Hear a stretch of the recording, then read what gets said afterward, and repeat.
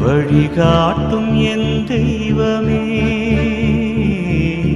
துணையாக எனில் வாருமே. நதி மீது அலைந்தாடும் மகள் போலவே கதி ஏதும்